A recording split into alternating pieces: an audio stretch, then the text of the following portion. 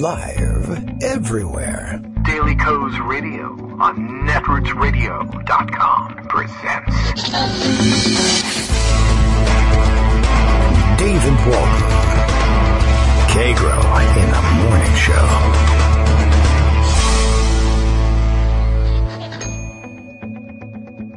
Now, here's David Waldman. Good morning, everybody. How you doing? It is Friday, May 19th, 2017, day 2 of the Roger Ailes-less era. Welcome to it. I enjoyed it. It was a great day. Yesterday, of course, you're not supposed to say such things, but I guess everybody enjoyed hearing about it anyway.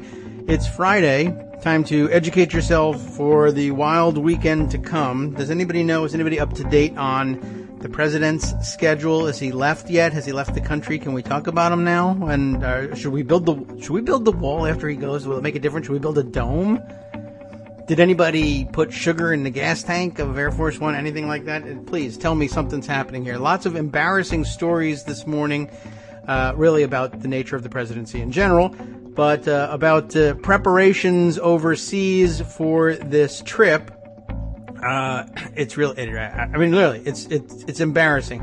AP has a big story that everybody's been talking about. New York Times followed up with a story of its own as well, mostly about how the Saudis are preparing, the Saudish over in Saudi Arabia, preparing for his trip, making sure that they have plenty of steak and ketchup for him to eat because lamb and rice and couscous is just completely out of the question, I guess, for Donald Trump.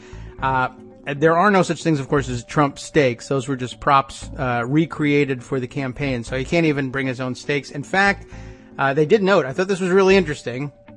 I'll pull up the AP story since everybody's been talking about it and have it at the ready. But I thought you might be interested in knowing what people are doing to get ready for the president's visit. One thing, I guess, is buying lots of ketchup.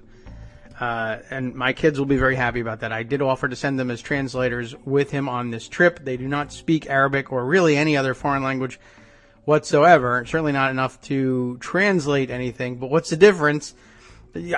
Translate, make it up for Donald Trump. As long as it says his name every couple of seconds, he'll be pretty happy with whatever you translate.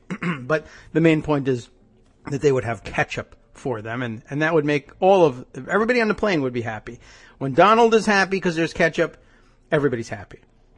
So that's right in the first line there of the AP story. When President Donald Trump sits down for dinner in Saudi Arabia, caterers have ensured that his favorite meal, steak with a side of ketchup, and that's not a meal, that's a piece of meat with some sauce, but all right, will be offered alongside the traditional local cuisine. I don't know if he eats vegetables or what other sorts of things. You would think, I imagine that he's just a traditionalist in how he eats it. You would think he would be like a steak and potatoes, or he would probably describe himself as a meat and potatoes kind of guy, but I don't know if he eats potatoes or not. You'd think maybe his mom made him eat vegetables or anything, or maybe his whole life has been about not eating what he doesn't want. I don't know.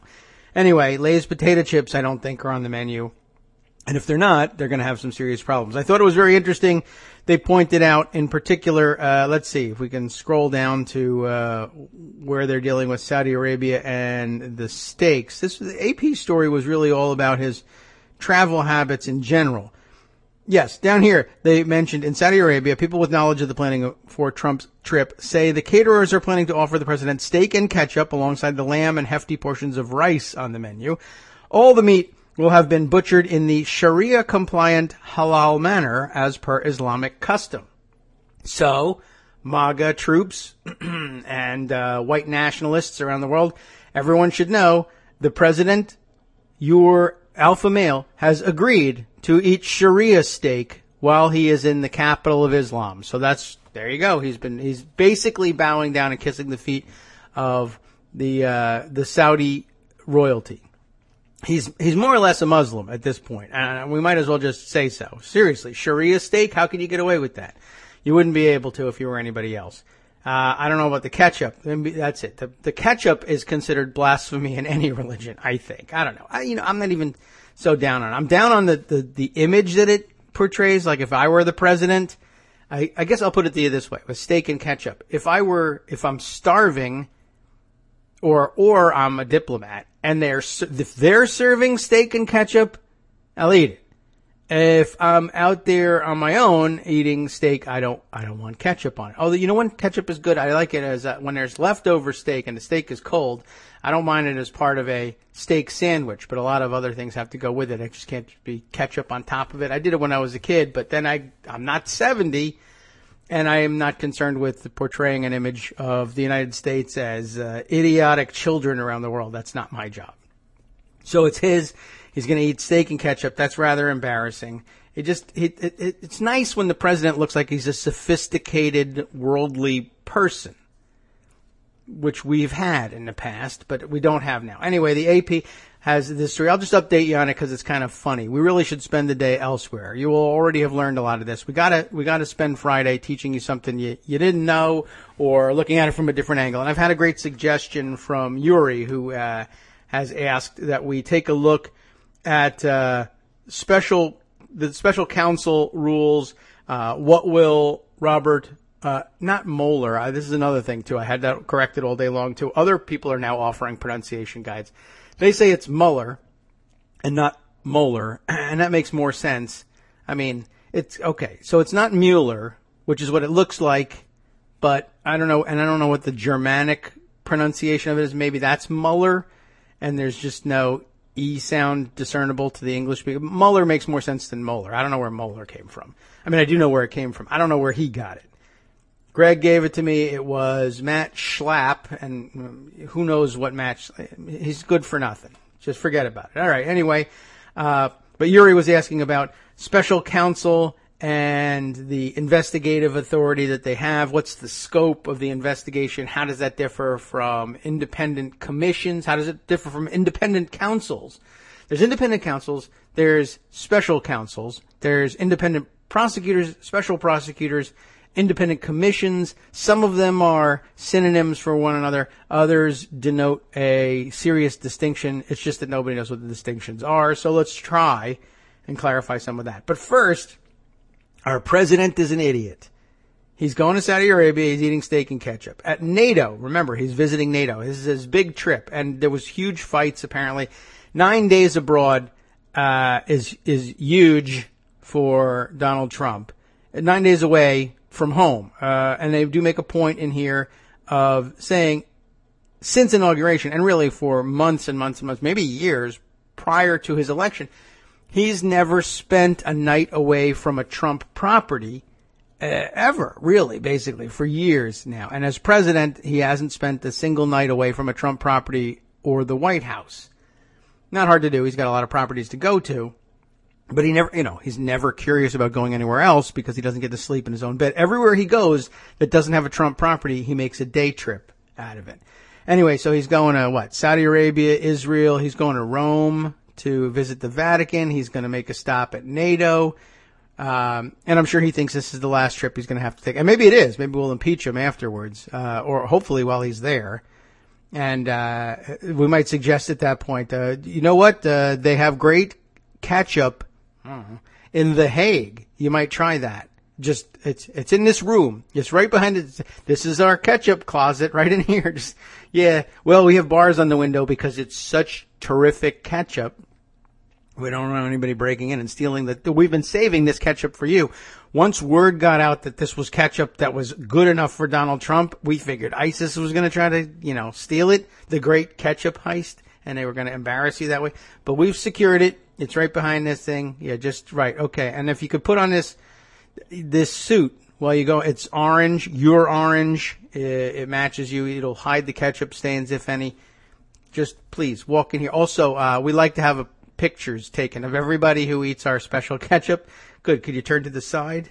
Excellent. All right. So it might work. I don't know. They nab criminals all the time by telling them they won the lottery. Okay.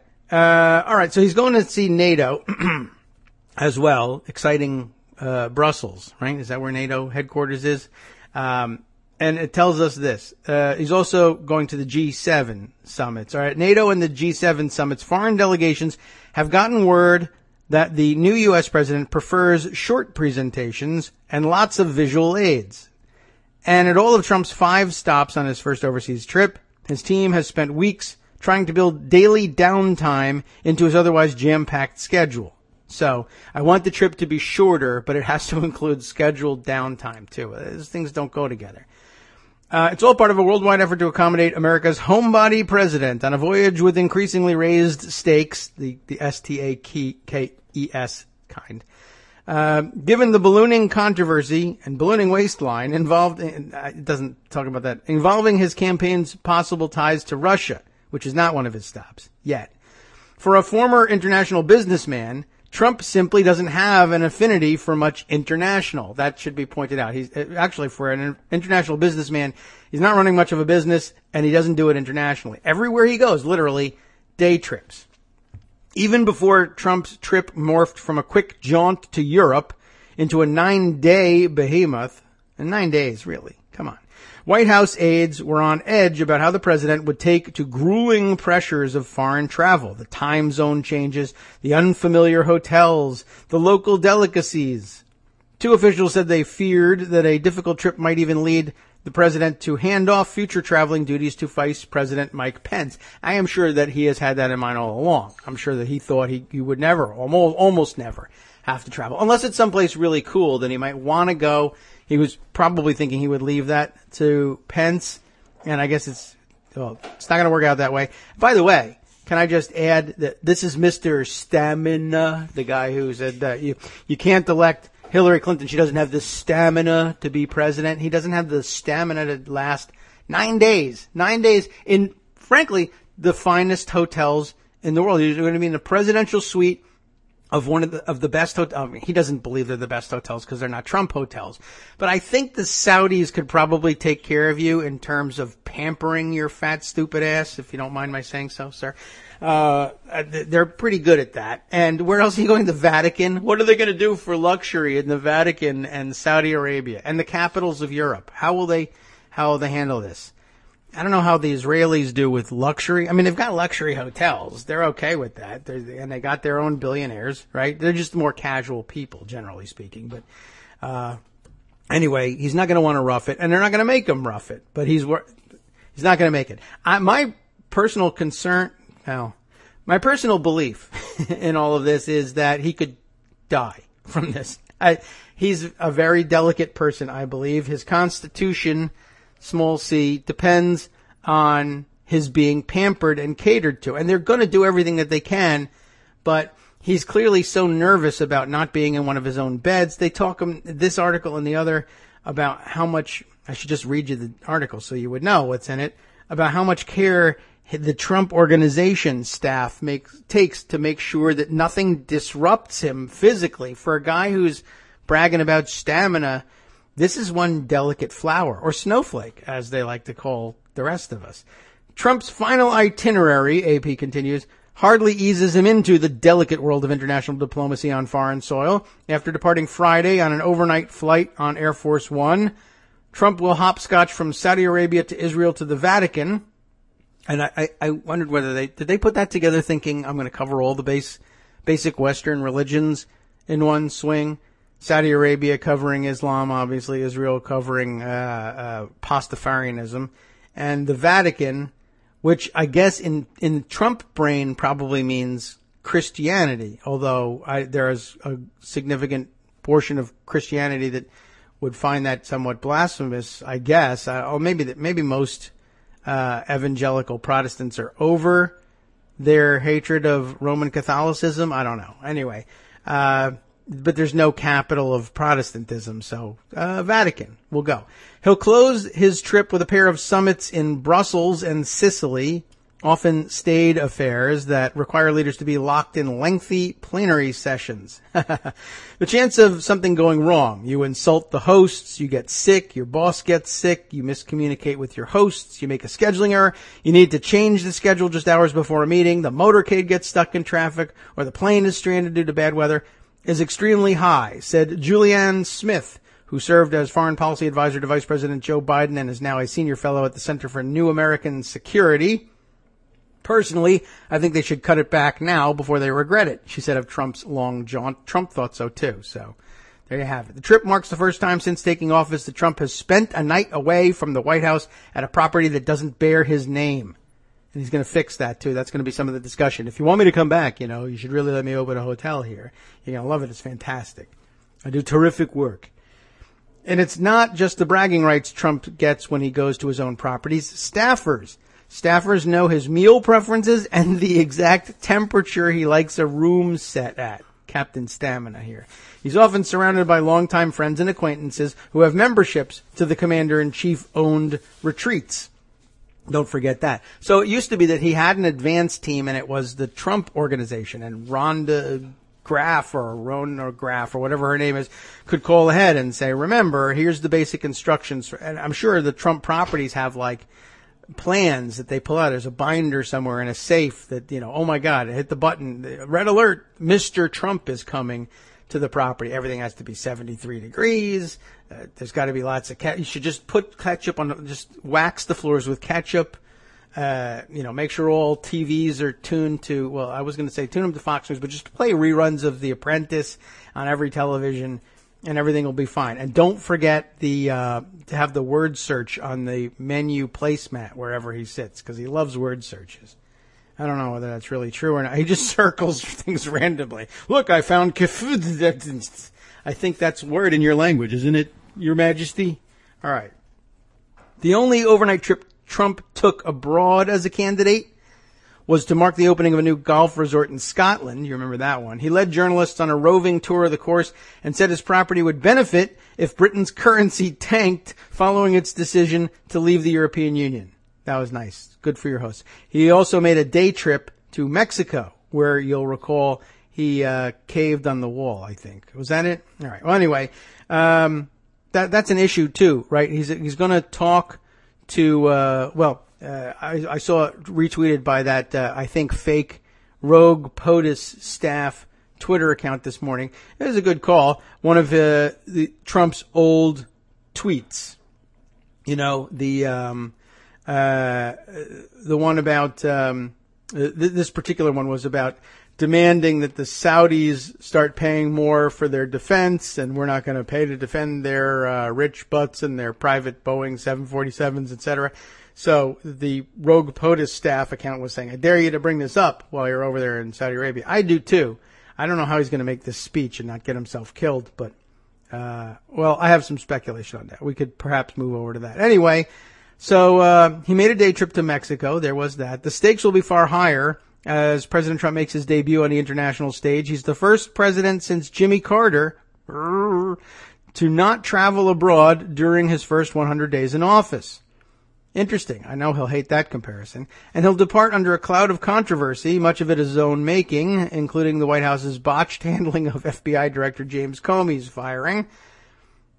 Nearly all of Trump's senior White House officials are traveling with him. First Lady Melania Trump will also be on the trip, headlining her own events on each stop. She's a bit more of a traveler, it says. She's, of course, Slovenian-born, the more seasoned international traveler in the relationship. She lived and worked as a model in Paris and Milan before moving to New York and speaks multiple languages.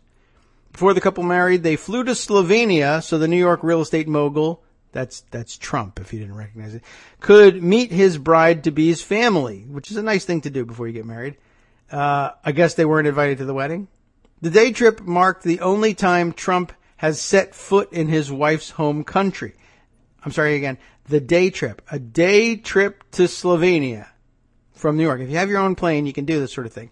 And if you have a bedroom on the plane, so much the better. So that's how he took care of meeting his wife's, or his future, his third wife's parents and family in Slovenia. I'll tell you what, I'll fly over there, see him for 15 minutes, turn around and go home. It'll be great. I'll sleep on the plane. Bring a video. I want to see, have you ever seen, so I wonder what does he watch on the plane? I'm curious. Besides Paris Hilton's sex tape. At least I can say that I went, Trump told the New York Times last year. There's minimal obligations to his wife there. Foreign travel has never been high on Trump's list of priorities. During his first marriage, he usually stayed behind when wife Ivanka took his children for visits to her home country, the former Czechoslovakia. He's made the occasional stops to meet business partners abroad, but most of his travel has been to Mar-a-Lago and other U.S. properties. Trump's hosts on his upcoming trip are well aware of his aversion to travel, and are trying to make accommodations to keep him happy. In Saudi Arabia, they're going to give him the steaks. The people with knowledge of the Saudis' planning insisted on anonymity because they were not authorized to disclose the sensitive details, and they hate being beheaded.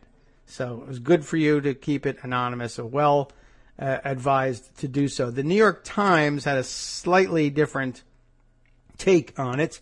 That wasn't it. I didn't click on the right one there. Did we lose that one? They had a slightly different take on it, and it was so different that I decided, I guess, not to pocket it. That's interesting. Well, anyway, they, I guess, really went over largely the same sorts of things. A little bit more about the instructions that they had given to the folks at NATO headquarters about how to deal with his preferences. Again, keeping the memos to one page, keeping the time spent in meetings or briefings to a minimum. No one speaking for more than 4 minutes. And remember in those memos to mention Mr. Trump's name every once in a while so that he keeps reading. That's the most fascinating one of all, I think. All right. Looks like TweetDeck is crashing, so that's fun. We'll have to open that up a different way and keep it open on a different desktop and see if any more comments are coming in. And in fact, they are. Let's see. Oh, better scroll back and catch up. Let's see. Michael Musson saying, see, I heard that the steak will be required to be a nice medium rare with few exceptions. No, of course not. They overcooked that, everything. 9 days is really long between bowel movements for Trump. I think that's definitely true. And I think that's actually part of it too. And they don't report, I'm sure he doesn't tell anybody that. Maybe he tells, Joey No Socks and good friends like that. But I think he's one of those guys that can't poop away from home too. We'll see. No, he won't. What am I saying? All right. Well, anyway, I guess if by like day 5 he's bloated and stumbling around. Well, I don't know. Well, we know what that's from. Anyway, Rebecca Romans also commenting, Trump eats mashed potatoes with gravy from KFC and supersized fries from McDonald's. Balanced, fat-ass guy meal. I know. We got to stop with the weight jugs. We'll have our own problems with that. But still, it's hard not to do for him. It's difficult to respect that guy. All the world leaders, she also adds, will be having the Muppets from Sesame Street give their addresses, and that will probably work pretty well. And don't confuse the man either with addresses. My address, what? It's like 1600 America Avenue or whatever. I don't know. It's something. Oh, what do you mean? Oh, like Gettysburg Address. Oh, okay. The speech kind of address. I didn't realize that's what you were talking about. Justice says Twitter is down over there, and a forecast of strong solar flaring issued yesterday. So those of you not up on your forecasts for the surface of the sun, how does that get in forecast? It affects Earth. Well, so I guess it's well worth doing. So Twitter not working. What else is not working? Does that mean I won't be able to get a hold of the New York Times? The New York Times piece, if I recall correctly, had something about it. It had a great line in it. I just want it for this one line. So I'll see if I can find it. It was New York Times was saying that Trump, oh yes, right. Foreign leaders were being told, don't assume that Trump knows anything about the country that he's in, or even what country he's in, probably. Yeah, there we are. Tips for leaders meeting Trump. Keep it short and give him a win. I don't know whether, I guess I see how this is happening. I know it's making people angry. I've seen a couple comments like, don't set the bar low for this guy and make special exceptions. That's how we ended up with him as president in the first place. It's not the international community's responsibility to cut him down to size for us, though it would be nice. And there could be money in it for you. I just don't, I don't have it, but someone will pay you. George Soros. Don't worry about it. But it's not their job to do this. And I guess really the best counsel for them is, look, we just want to stay out of the way. We don't want to get nuked. We don't want to be the subject of a trade war. We don't want him tweeting angrily about our country. And we can avoid that by giving him one-page memos, showing him pictures, make sure he has the steak and ketchup, tell him whatever temperature you want, you got it. We'll import a toilet for you, whatever you need to get this thing working, just so you're not angry with us. And I can't blame them for not wanting to stay out of the way, because when he leaves, they don't have to have anything to do with him. We should be the ones, it's up to us to do the resistance. We can't depend on anybody else to do it. Anyway, so this is what they're telling everybody in preparation for this trip. Let's see. There's Saudi Arabia. Prepared to make a pitch to the White House for a visit. So this must be old. No? What is this? Washington, as Saudi Arabia's leaders prepared, past tense, when they were preparing to make a pitch to the White House for a visit by President Trump. I gotcha. A PowerPoint presentation was put together, complete with slides describing Saudi demographics, investments in the United States, and ambitious plans for reform. That's nice. He doesn't really care about that, by the way, though. I mean, it was cute to put it in there in case he needs a talking point, though. If people say, why are you going to Saudi Arabia? They're terrible. They treat women so badly. You'll have something to say. Well, we're planning on reforming that. I don't know whether that would please him or not. Another slide showed pictures of 3 palaces Mr. Trump could choose to stay at should he come, including His Majesty's weekend personal residence. So they were giving him a selection. I imagine I guess they do this for any president, but with special emphasis here. I'm sure they told them other presidents all have to stay in prison when they come here, but for you, Mr. Trump, you can have your choice of our palaces. And here's some selections. That's something he'll read. He loves perusing catalogs of stuff he can choose from. That we learned from when he was pre-inauguration, when he was picking the color of the drapes in the Oval Office. He was totally into that. So, okay, that's cool. Another slide, 3 pictures of palaces, or pictures of 3 palaces anyway. Ultimately, someone must have thought better of it because the slide was not shown. Oh, too bad. But the pitch worked. Mr. Trump heads to Riyadh on Friday, the first stop in his first overseas trip since taking office. For foreign leaders trying to figure out the best way to approach an American president, unlike any they have ever known. The people are dancing. The language is really entertaining.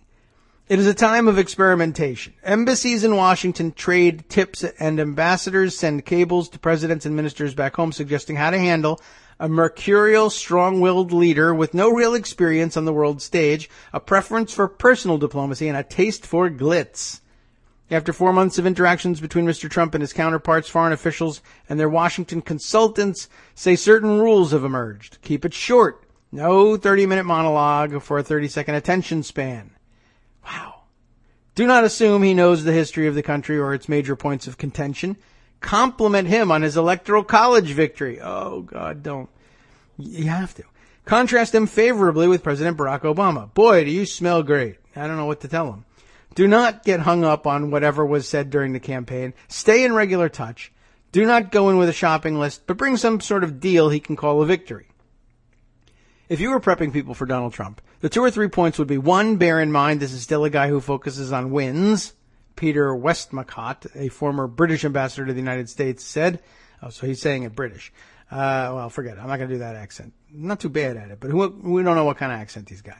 And I'm going to just offend Gideon and Parleo anyway. He likes to have wins for America and wins for himself from bilateral meetings. Secondly, he continued, he is a deal maker, a pragmatist. Third, this is a guy with a limited attention span.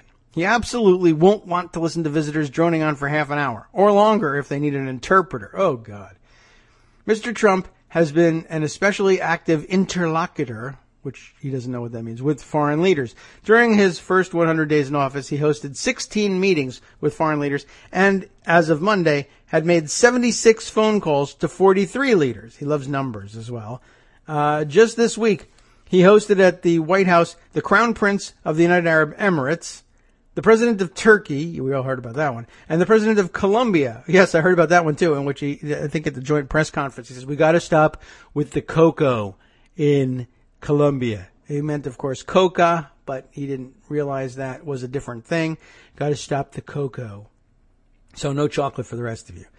While talking by phone with leaders like King Abdullah II of Jordan and Prime Minister Benjamin Netanyahu of Israel, who he presumably will see later next week.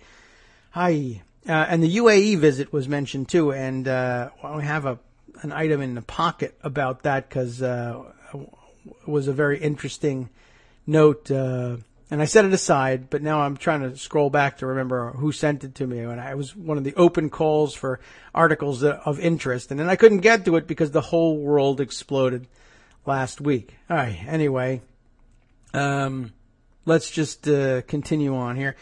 In the past, presidential phone calls were made only after much deliberation and with specific strategic objectives, but Mr. Trump is much more willing to get on the phone with little or no notice.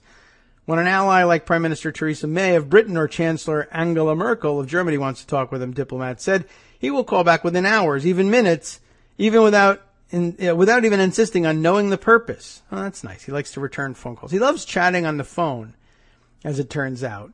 And that's nice and all, but maybe it's just not the best way of doing things. Okay. It was Rebecca. You sent me the, was that it? No, I'm sorry. That was, BJ Hutch had sent me the story of the UAE Crown Prince. I still have Rebecca's, other story, which make a great Friday story if we can get to it.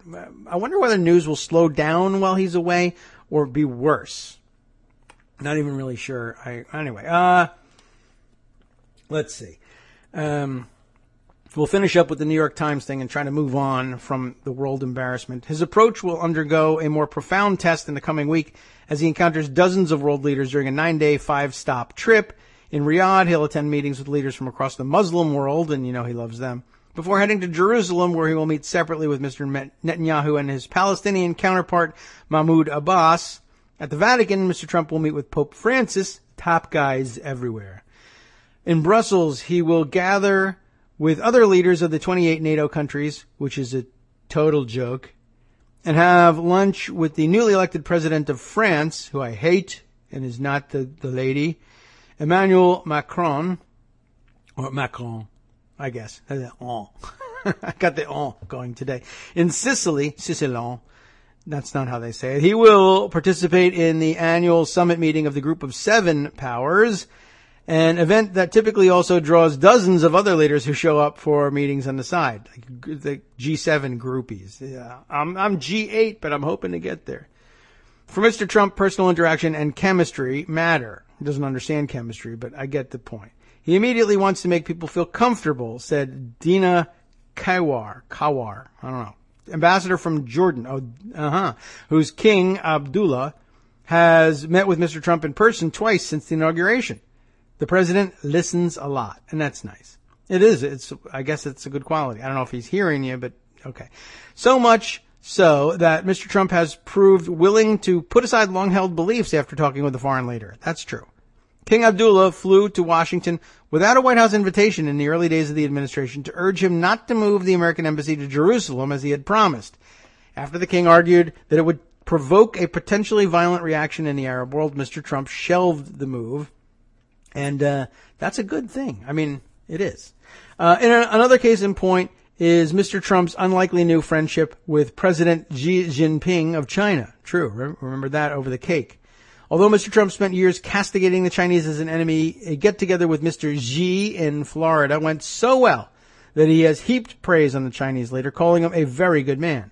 Mr. Xi brought with him a theoretical 100-day plan to improve trade ties and a promise to increase pressure on North Korea, giving Mr. Trump achievements to trumpet. The president has since dropped or moderated his complaints about Chinese currency and economic practices. It's a very good point.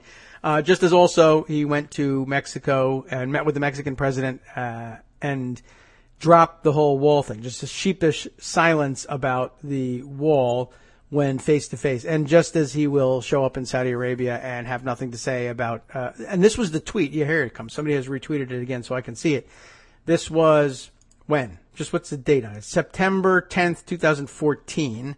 Tell Saudi Arabia and others that we want, parenthetically, demand, exclamation point, that we demand free oil for the next 10 years or we will not protect their private Boeing 747s. Pay up. Good luck with that agenda.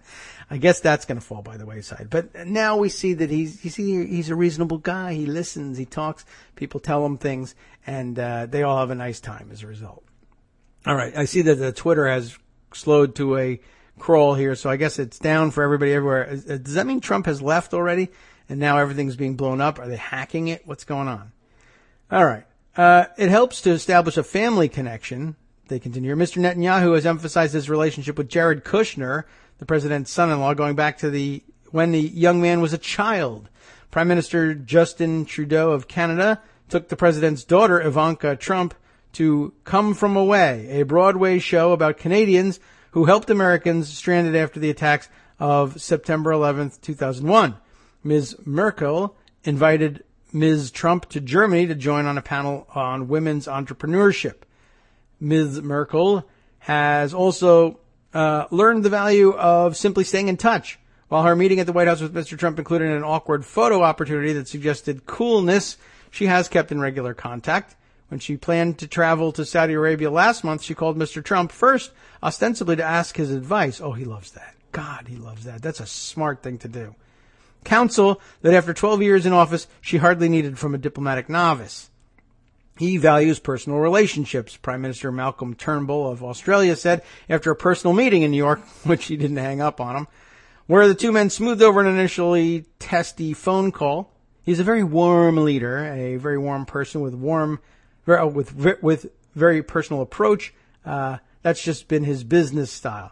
The British lapped the field by maneuvering to make Mrs. May the first foreign leader to meet with Mr. Trump after the inauguration. She accepted an invitation to address a Republican retreat in Philadelphia in January, putting her in position to wangle a White House visit. It worked, and the British ended up tutoring the Trump team on how to choreograph a foreign leader visit, the format for meetings, who would be in which one, how they would make statements to the media. Since then, Mr. Trump and Mrs. May have spoken by phone 4 or 5 times. The visit came off well enough that the Japanese and others then called the British seeking advice when their leaders were preparing to come to the United States. The Saudis scored their own coup by persuading Mr. Trump to make Saudi Arabia his first foreign destination as president, beating Mexico and Canada, which have traded that honor since the 1970s. Mr. Trump chose Riyadh in part because Saudi Arabia is home to Islam's 2 holiest sites, and in part because he hopes to strengthen the Sunni Arab alignment against Shia-led Iran. I don't think he knows that, but Deputy Crown Prince Mohammed bin Salman did not even need to promote the palaces. The unused slide proposed that the president stay at the Al-Auja Palace, but then offered 2 alternatives: the Nasiriyah, not so up on my Arabic here, Nasiriyah, I guess, palace, or a guest palace that is really the Ritz-Carlton. The Ritz is where Mr. Obama stayed. Oh, pee on the bed. It's going to be great. Either way, the Saudis plan to offer a royal reception. Dun, dun, dun, dun, dun, dun. All right. So that's the news about what a baby and loser our president is. And I'm allowed to say this. I think he's not left the country yet. And I don't know if we don't respect the, edge of the water thing anymore anyway, right? All right. Other things that deserve some mention before we get to perhaps more substantive items. Let's see. Where are we going to go? There's lots of, here's the hot stories. If you haven't read them, you should. We'll list them for your consumption over the weekend if we don't get to them. Everyone saw the Time magazine cover yesterday, but I don't know if you got a chance to take a look at the article that accompanied it, and a lot of people excerpting various very interesting / amazing parts of that one. So definitely commended to your attention. Foreign Policy magazine had an interesting bit too here. I think we should put that on the record. Maybe we can take a quick skim through that piece. The headline's a bit of a grabber. Trump team. Come on, open up all the way here. We got everything's slow today. Trump team planning possible retaliation for classified leak allegations. Remember that story like a day ago where everyone was saying that Trump leaked classified intelligence to the Russians? Yes. Okay, that definitely happened. And I guess it was easy enough to anticipate inside the White House with Bannon and others who and Kushner increasingly becoming a real childish sort of advisor as well. So this stands to reason, I guess. This does not surprise me that he's being counseled this way. They were looking for a way to run their usual play. I know you are, but what am I? Or I'm rubber, you're glue, whatever. So you find, if you're accused of something first, I mean, their favorite play is to find out to For Trump, that means finding out what he's doing. Tell me what I'm doing. And then what we'll do with that is we'll accuse the other guys of doing it, and we'll do that first. And then that way, when they catch us, we'll just say, oh, you're just, trying to accuse us of the same thing that we accused you of. So I don't know whether that's happening here. But here, their second favorite play is, if you accuse me of doing X, Y, Z, I'm going to say, oh, yeah, well, what about the time where you did X, Y, Z? And that's what they were trying to do. And it doesn't always work out, because there's a lot of things that Donald Trump does that nobody else has ever done, because they're just too goddamn stupid to be done by anybody else. It would never occur to anybody to do anything like this, like tell the Russians classified information. I mean, it's occurred to other people, but they were spies. It was their job. Donald Trump, not supposed to be true. So here's what's going on. They're trying to find a way to say that, oh yeah, well, Obama gave the Russians classified information too. What? How could you possibly? Well, look what they have to do to get this done, okay? President Donald Trump's inner circle is wargaming how best to respond to the Washington Post's bombshell report that he shared classified intelligence with the Russians about an Islamic State plot, sensitive information reportedly passed to the United States by Israel. One option under consideration, attack former President Barack Obama and his administration over their handling of sensitive data, in particular, through one information sharing program regarding cybersecurity threats. You're starting to see what we're talking about here. It's taking shape. You can't believe it just yet, but believe me, I'm going to read you the text of the article, and you're going to say, that's exactly what I imagined. It's so terrible. How could you possibly? According to a source with knowledge of a White House meeting that took place Wednesday morning, Trump's team is considering launching an investigation into a Department of Homeland Security program that shares information on cyber attacks in an effort to coordinate globally on countering digital threats. That sounds like a good thing, right? Insinuating that it inappropriately opened up streams of sensitive data to Russia and other non-allies. Well, I thought they were allies, but they're really not. Another option under consideration is placing a story in the media about the program, similarly accusing it of sharing sensitive information. Now, what exactly are they talking about here? The White House told Foreign Policy that it was not aware of any such meeting or discussions with Russia to participate in that information sharing program. The program in question, known as the Automated Indicator Sharing Capability, allows companies to provide information about potential cyber attackers like IP addresses and emails to the U.S. government and international partners.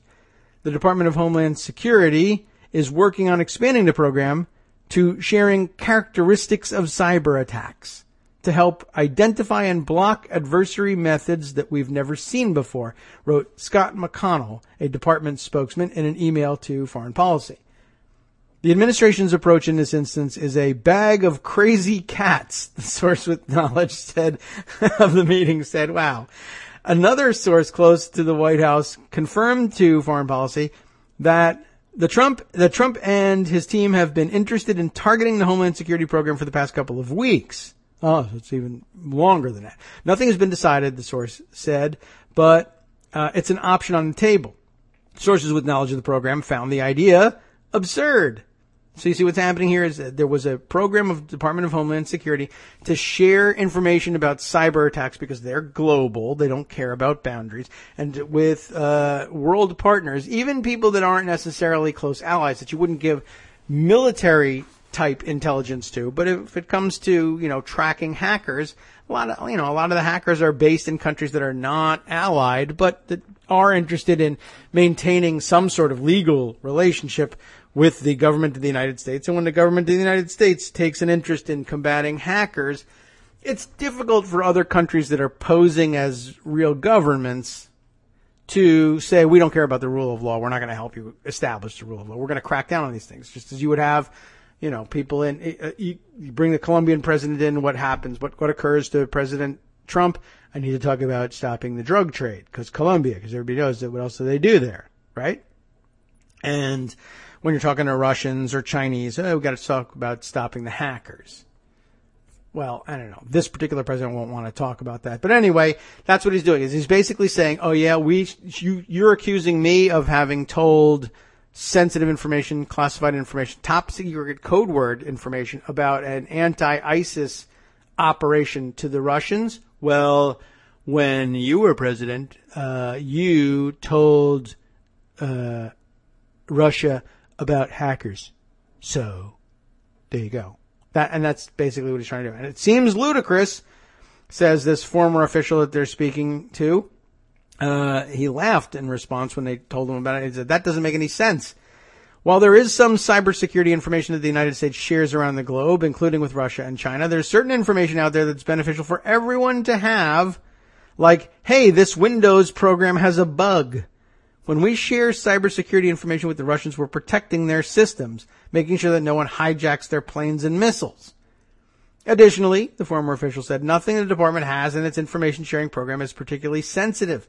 It would just be the indicators of an attack, the source said. Nothing is going to be vital to national security. McConnell, who's I don't know, was he mentioned in here earlier? Not Mitch McConnell, but the Department of Homeland Security spokesman by that name, told Foreign Policy that all foreign partners must first be verified before joining the automated indicator sharing program by contacting the U.S. Embassy in their respective countries. He added there are currently 4 international partners, though he didn't immediately respond to follow-up questions about which countries those were. According to the Department of Homeland Security's website, the automated indicator sharing program was designed to set up channels where the private sector could hand over malicious IP addresses, the names of fake phishing accounts, and other details concerning attempted or successful cyber attacks. That information, parsed by the Department of Homeland Security software, churns out threat data in real time and attempts to match ongoing attacks with digital signatures it recognizes, like the infrastructure or tools used by Russian hacking groups like Cozy Bear and Fancy Bear, the alleged culprits behind the Democratic National Committee breach during the 2016 U.S. presidential election.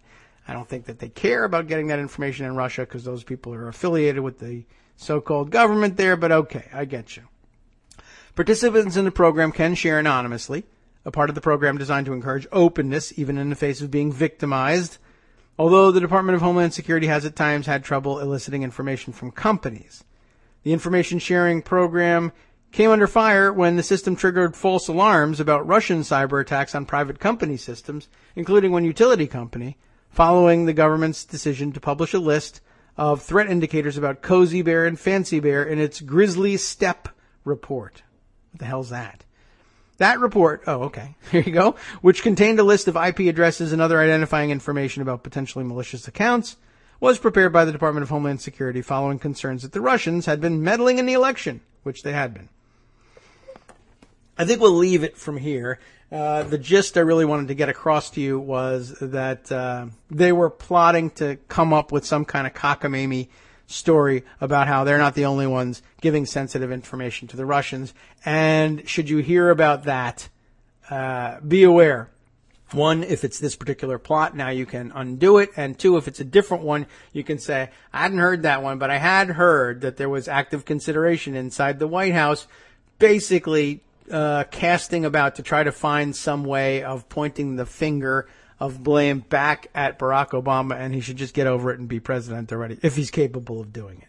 All right, let's see. Other interesting things. Oh, I forgot to mention, I probably didn't even put this one away, but it is rather astounding. You may have heard about the foreign trip that this Israel leg of it. I mean, he should just cancel that, honestly. And a lot of people would be happy with that for a lot of different reasons.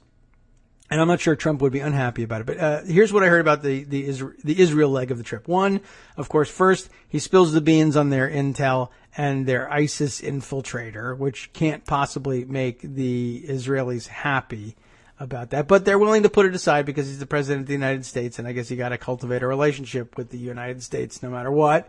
So here he comes to visit, and, it being his first visit there, they want him to do all the cultural things that they would expect the president or any other foreign leader to do while they're there, including visit, in particular, 2 places. Yad Vashem, which is the Holocaust Memorial Museum, like we have here, except a much more extensive thing, and it was a little closer to their hearts, don't you think? And I've seen it, and it's very impressive and amazing, and the kind of place you could linger for hours because they go so in depth with everything. And I mean, it's meant to be a place to teach the world about the Holocaust. Apparently, Trump has given instruction 15 minutes tops. I'm not going to spend any more time there. And they're scrambling to try to come up with what can we show the president that's worth doing, that's complete in any sense, in 15 minutes. And I don't know if they can do it, but I guess I'm sure they have some suggestions. So that's what he's giving to the Holocaust. 15 minutes to the Holocaust. Put it in a Holocaust center. I'll see you later.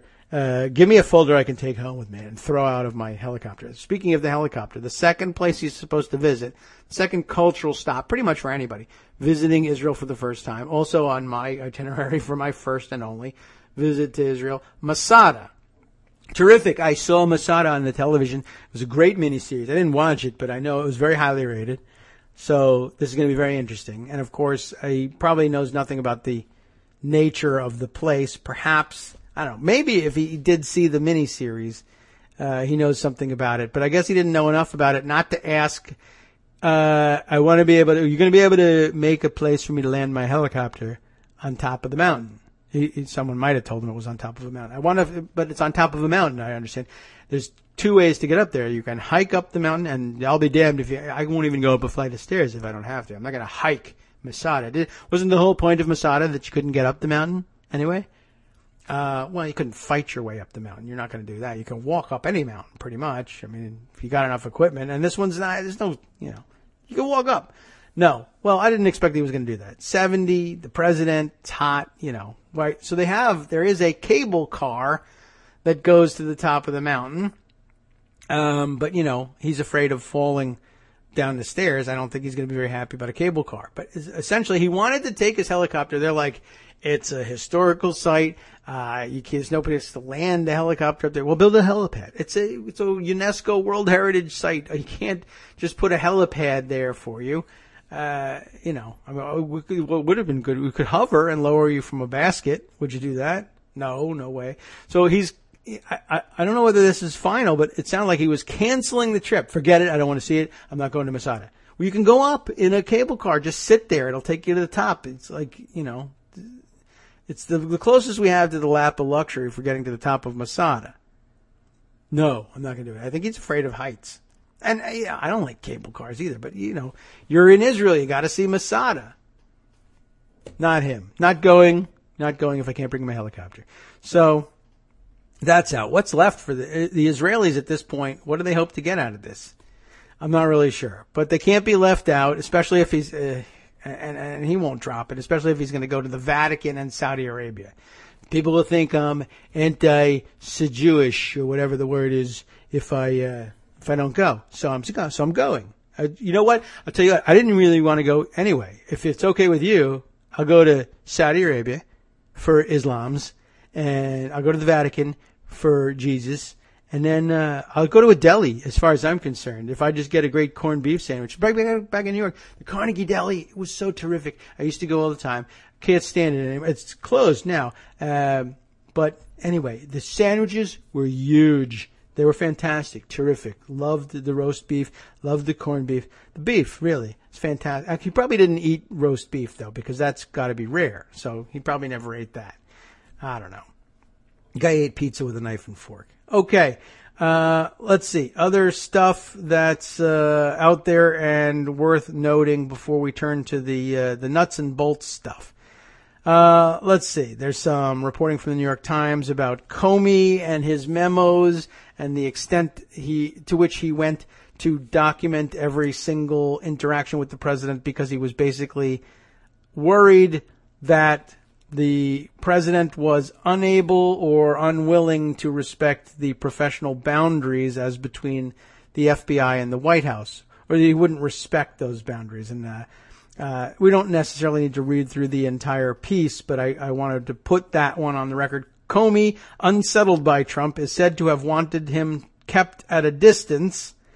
Lots of little anecdotes about how much trouble Comey went through to keep a professional distance between him and the White House, and the note that they believed that Trump uniquely would refuse to respect those boundaries. I thought that was an interesting concept.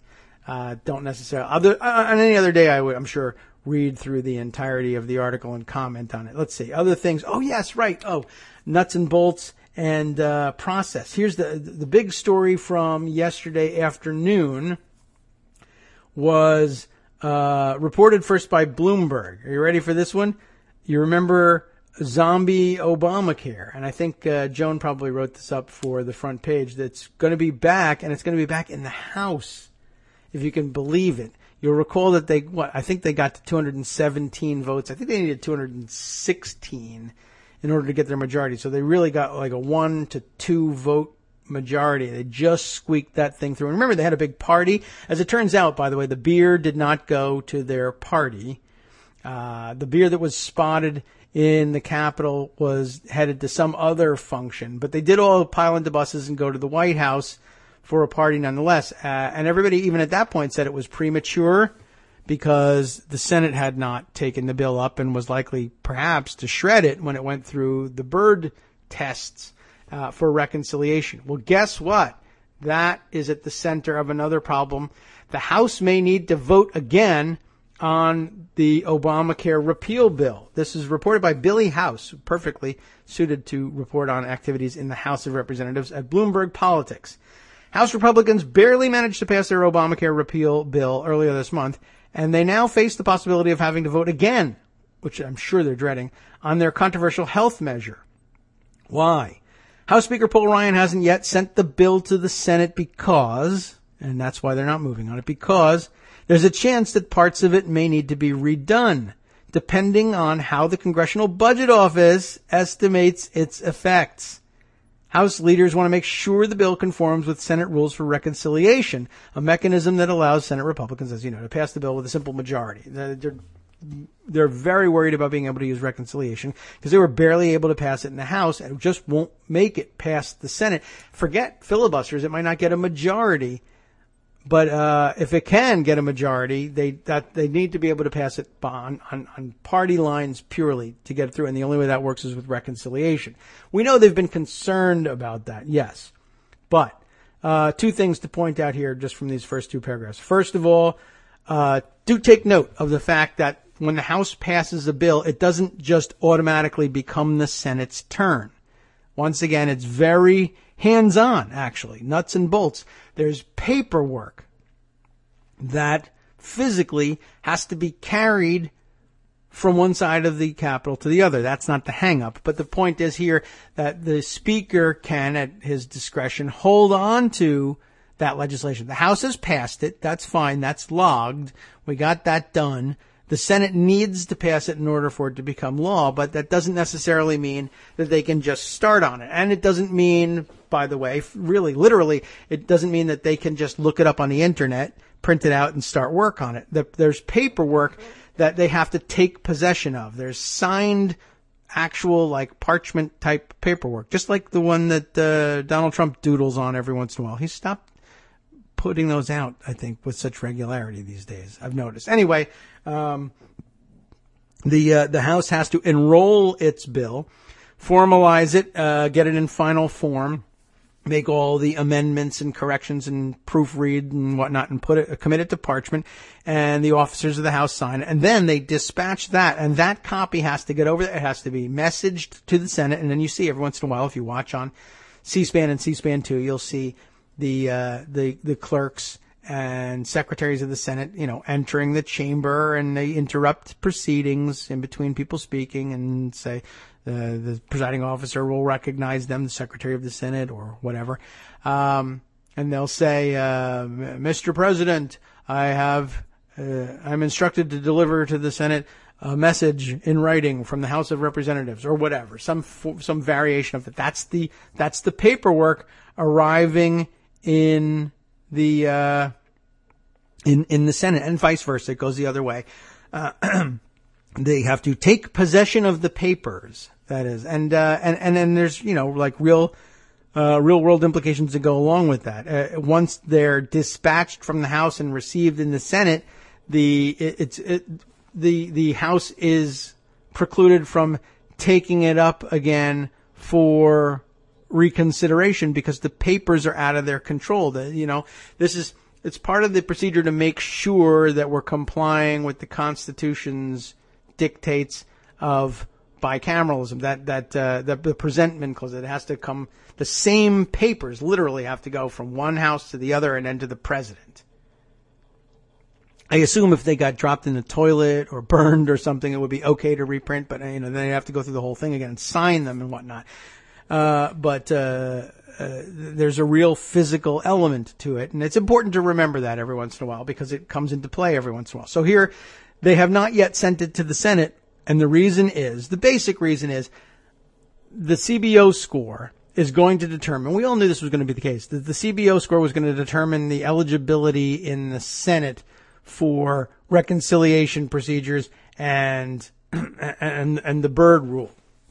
And we knew that, and senators said, well, we don't know whether this thing is going to be eligible for use under reconciliation until we get that score. Now, recall that the House rushed the thing through before they got a final CBO score. And there was a huge fight. Remember, what was that? What's the name of the spokeswoman from the Speaker's office? Ashley something or other. And now I have to open up my Twitter and look back because I found her tweets last night. Anyway, here's the basic situation. You'll recall that the only way they got this thing through the House was with the MacArthur amendment that, among other things, allowed the states to opt out of the requirements that all insurers under their jurisdiction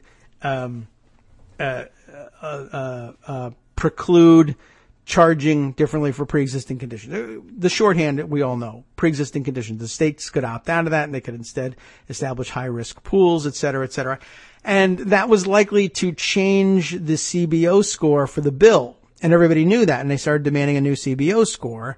But the House leadership said, we don't need it. We don't have time for it. We got to rush. We want to give this thing to the Senate as quickly as possible. We're under time constraints. Remember when Dave Bratt of Virginia was insisting that we were going to run out of time and eligibility for using reconciliation at some point, and that's why we have to rush it so quickly. And I told you at the time that was gobbledygook, nonsense answer meant to make it sound like he knew what he was talking about and you didn't, so that you would shut up and go away and go research it. By the time you figured out what the real rule was, if you ever did, he was long gone, so it didn't matter. Well, it was gobbledygook because the House knew it. The Speaker hasn't even sent them the bill. What happened to the whole rush thing, right? Well, as it turns out, when people were saying, well, now that they're going to change the bill, we need a new CBO score. There's a major change the MacArthur Amendment makes. And you'll recall that Ashley Strong, that was her name, the spokeswoman for, I guess, the Speaker's office. Let's just check that out. Yeah. National Press Secretary for Speaker Ryan. And she insisted at the time, as did the House leadership, that a new CBO score was not necessary, that the CBO had scored the bill twice already, and it wasn't going to change much. And everybody who knew what was going on said, how could it not change much? You're giving states the option to do something completely different and that will cost a completely different amount of money. And the excuse then, if you even cared to try to respond to that objection, they said, well, we don't know how many states are going to opt out, so you can't score that. That was Sarah Huckabee Sanders' answer. So the CBO can't score the bill anyway, because they don't know how many states are going to opt out or which ones, so they can't score it. And it does seem like an insurmountable problem of, macro economics that you and I couldn't figure out. I wouldn't know without having done such a score before, how to score these things. But the CBO has methodology. I mean, it will essentially be a guess, but it's the guess of experts who have to guess at these things all the time. Very often they're wrong because different states make their decisions differently than they guessed they would, but they have to come up with a number. You got to have a number or else you can't do reconciliation. So a guess has to be made. So they're the ones most expert at trying to make those guesses. And there's an awful lot of variables that go into it, but the White House and the OMB director and the spokespeople in the House, particularly Republicans in the House, were consumed with telling people that it didn't need to be done. It had been scored twice and that the score wasn't likely to change much. So what's your problem? We don't need it. We don't need the CBO to score it. We're just going to go ahead and do it. So That does not hold up very well, right? I retweeted Ashley Strong's 2 tweets from May 6th. The first one saying, CBO has scored the AHCA twice. Hashtag facts. March 13th, the CBO scored the March 23rd score. They had to score it twice because, of course, it changed between March 13th and March 23rd. And then it changed again when they voted on the MacArthur Amendment, and she insisted, no, it didn't change. Her second tweet, while we're setting the record straight, AHCA was posted online a month ago, went through 4 committees, and has been scored by CBO twice. Now we find out the bill has been languishing in the speakers, on the speaker's table, I guess, because there's no CBO score for the very different bill that has passed the House. It's so different that the Senate would likely, well, we have to check. The Senate could tear the whole thing apart, and they'll kill it if we send it to them unchecked. So they're actually forcing the CBO to do the scoring now before they send it to the Senate, because if, as is a distinct possibility, the CBO comes back with a very different score, just like we said and Ashley Strong said was impossible, if it comes back with a different score, and there needs to be more tinkering with it so that it can actually pass muster under reconciliation in the Senate, the House wants to be in possession of the papers so that the changes can be taken up with relative ease. Now, I don't know exactly how they're going to structure it. They might make a motion to reconsider the original bill. They may come up with a brand new vehicle and give it a new bill number and just simply copy and paste the bulk of the text or all of the text and then offer an amendment to that, and or just rewrite the whole thing from scratch. I mean, when I say rewrite, I mean copy the whole thing over and just put the language that they want to insert by amendment just into a new bill, give it a new number, and have one quick vote on this new thing. But the political situation in the House is going to be pretty difficult too, right? They only got 217 votes for this the first time, and that was without a CBO score. Imagine what's going to happen if they come back with a CBO score that's terrible, and you got to re-vote on this terrible thing that you were told was terrible, but at least you didn't have the numbers hung around your neck. Now you'll have that, and it's really going to be amazing when they try to squeak that one through again, especially when they come back after all these people stuck their necks out to pass this piece of garbage without a CBO score, and insist that no score was necessary, only to have to come back and vote on the same thing with a score, and the score is terrible, and there's no way of getting around that they were lying about the score the first time. I mean, that's really the basic upshot I wanted to give to you. This Ashley Strong is caught out. Another Republican casualty. Not that she cares about telling the truth, but I don't know. Maybe some part of her still gives a crap about that. But imagine that, if that's your job. If you're a Democrat, it makes you cringe because you got to, deal with your conscience. And I don't know whether they have to do that on the Republican side. But standing there with the hashtag facts, it doesn't need to be scored. Well, your boss disagrees, and all the rush, and we got to send it over to the Senate immediately, is also out the window, and all because of exactly what we were arguing about before. But you said no, hashtag facts. Well, you're wrong. You're an idiot, and you probably knew it at the time, and now we know it, and we're going to rub your face in it. I just wanted to do that. Thank you. All right, I'm done with the show. Okay. What is this? Let's see. Well, I thought that was very interesting and necessary inclusion for the day. Let's see. Flipping back here. Oh, yes. Just one more thing for the record here.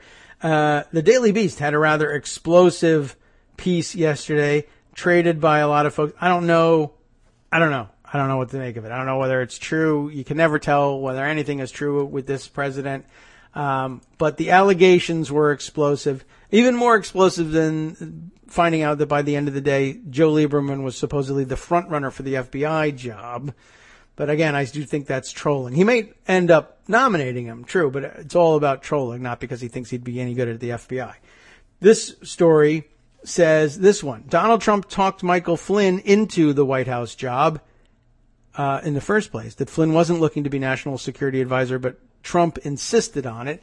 And that's meant to complement the new reporting that Flynn, I guess, allegedly, according to these reports, was open with the transition team about his status, that he told them, look, I'm under FBI investigation. I shouldn't be the national security advisor. If you take that tack on the story, if you believe that he didn't want the job, I'm sure he probably did bring that up. And they basically brushed it aside. So now we're all embroiled in controversy over whether or not, who decided that being under FBI investigation was not enough of a red flag for this. And it sounds like it was Trump himself saying, I don't care. They're wrong. The FBI, screw those guys. They don't know what they're doing anyway. Not only did he want him as a part of the White House team and as national security advisor, but that he might, this is the explosive part of the article, if they ever dropped the investigation, if he ever succeeded in getting Comey to drop it, or Mueller gets around to saying no wrongdoing, what have you, Donald Trump allegedly would rehire Flynn and bring him back to the White House. That's the headline. Donald Trump talked Michael Flynn into the White House job and wants him back in the administration.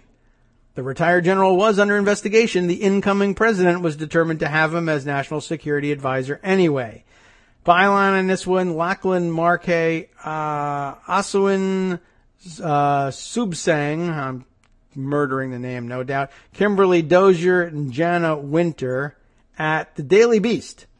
President Donald Trump pressured a reluctant, quote-unquote, reluctant Michael Flynn into accepting a job as the White House's top national security advisor or official, even after Flynn warned the president that he was under investigation over undisclosed lobbying on behalf of a foreign government. The Daily Beast has learned the president's continued loyalty to his ousted former aide is so strong. It's so strong, in fact, that's a phrase that really comes out easily, that the two men have remained in touch despite, the words are too big, I can't do it, despite the potential that their communication could be portrayed as White House interference in a federal investigation. Yes, now both men could pay a huge price for it. And you would have heard by now that yesterday Trump has been messaging Flynn with stay strong messages. And word was also by yesterday afternoon that Flynn would refuse to comply with subpoenas from the Congress in their investigations. And then by the end of the day, we weren't really sure whether he had actually said that or not. There was some question about whether he had said absolute no to it or whether he had said anything or whether they were anticipating a no. And that brings up all sorts of issues, which we've discussed in the past with congressional oversight authority and the limitations of it and what you can do if somebody refuses a subpoena. We've been over this, but one day we'll have to do a refresher on it. The basics, of course, being that there's always contempt of Congress. We subpoena you, you refuse, they charge you with contempt of Congress. There's a vote in the House that is holding you in contempt. There's contempt of the House, there's contempt of the Senate, and there's contempt of Congress. If you're in contempt of both of them, they both have to vote on it. But once you vote, there has to be a floor vote. And the floor vote really is about authorizing prosecution of the contempt crime. Let's see. Oh, look at this, by the way. I was wondering about this one. Haaretz reporting over in Israel that Ivanka Trump and Jared Kushner have reportedly gotten rabbinical permission to fly to Saudi Arabia on Shabbat. That is going to be kind of tough because they'll be flying into the time zone, into the future by flying eastward. And so sundown, wherever the sun sets tonight, on Friday, wherever they are, is the beginning of Shabbat. And of course, as Orthodox Jews, they're not supposed to be should we explain the basis of this whole thing? They're not supposed to be in any automated transportation. Driving, flying certainly would be among those things prohibited. You want to know the biblical origins of it? You're not supposed to kindle flame. So, combustion engine doesn't work. And anything close to it too. Rabbinical law, Talmudic tradition They're OCD all the way, absolutely, and they're obsessive compulsive about everything, and they will avoid anything that could possibly be interpreted as being a prohibited activity, even if technically it might get. Well, anyway, now they've got rabbinical permission. You started flying during the day, and I guess it's extra special somehow because president or whatever, and I mean, that must have been something. Well, okay, you're flying with the president of the United States. Okay, I can give you permission to that. Where are you going? Saudi Arabia. Oy vey, are you kidding me? Okay, well, in the name of world peace, go for it. I don't know how they justified it. Anyway, that's just an aside, and, well, interesting. I was wondering about that. Anyway, so yeah, back over at the Michael Flynn story. Do we continue? I mean, do you get the gist of this thing? Michael Ledeen, I guess, is the source of this claim that Flynn never wanted to be National Security Advisor. He's a friend of the retired Army general. That would be Flynn. He didn't want to be in government. He wanted to go back to private life. But Trump insisted on it. It says they refer to him as historian Ledeen, co-author of Flynn's 2016 book, The Field of Fight, their manifesto for defeating Islamic militancy. He likes him. He trusted him. He was comfortable with him. That's it. Flynn was reluctant but honored when offered the post. Yada, yada. He only accepted it at the president's urging. A third source with direct knowledge of the Trump transition team discussions confirmed that Flynn did not want the job, though he claimed Flynn was instead hoping for a position in the intelligence community, preferably DNI, Director of National Intelligence, or Director of the CIA. Can you imagine that? The guy's a spy. All right. Well, fine. Also, I mean, I guess the big problem with those are Senate-confirmed positions, and National Security Advisor is not, and they were smart enough at least to talk him into that. Yeah, I'm not going to put you before the Senate. You'll lose. Trump's pressuring of Flynn to take the job came even though Flynn had informed the Trump transition team that he was under active FBI investigation over undisclosed lobbying on behalf of a Dutch company, interestingly enough, lobbying that Flynn now admits may have advanced the interests of the Turkish government. We know about that, although a lot of that is in dispute now. Mike Pence, covering his own ass, says, I didn't know he was the head of the transition. Everybody else is claiming they didn't know now, but Flynn says, I told you. Trump's affinity for Flynn apparently led the president to urge the former FBI director, James Comey, before his firing last week, to drop or ease a federal investigation of Flynn. Yada, yada. We know all about that. But this is the killer part here. But Trump doesn't just hope that Flynn will beat the rap. Several sources close to Flynn and the administration tell the Daily Beast that Trump has expressed his hopes that a resolution of the FBI's investigation might allow Flynn to rejoin the White House in some capacity, a scenario some of Trump's closest advisors in and outside of the West Wing have assured him absolutely should not happen. Those sources said Trump didn't believe Flynn should be under investigation in the first place. Trump feels really, really, really bad about firing him, and he genuinely thinks if the investigation is over, Flynn can come back. One White House official said. One former FBI official and a second government official said Trump thought he owed Flynn for how things ended up and was determined to clear Flynn's name and bring him back to the White House. Wow. Well, that would be unwise. There's more. I encourage you to read it. But as I said, I'd like to get to so many other things. And it's beginning to get late. I'm feeling the pinch. But one more time back to Pocket to see if there's anything else that we absolutely need to get out there.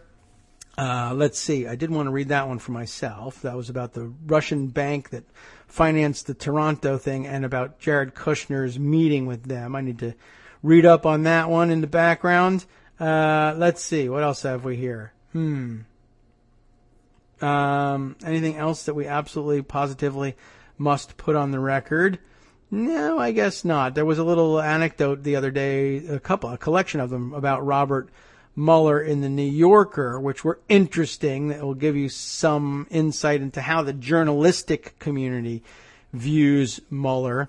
Whether or not you want to take those with a grain of salt is up to you, but perhaps we can discuss those at some point. And let's see. Okay. Unless I run into something else, at this point we'll try and take a look at what's up with Mueller and what does it mean to have this special counsel situation. I got a couple of articles on this, And that reminds me, we haven't mentioned today that Jason Chaffetz is on his way out again. Now, I think set for resignation in June.